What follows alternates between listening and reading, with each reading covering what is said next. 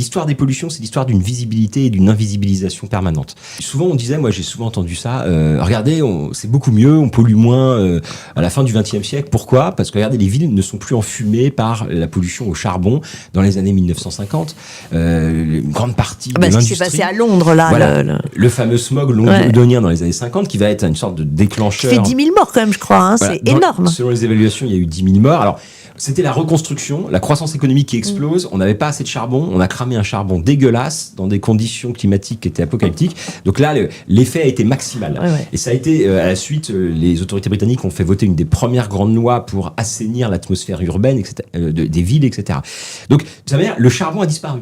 Le charbon a disparu des villes occidentales. Les fumées noirâtres typiques des villes industrielles du 19e siècle n'existent plus.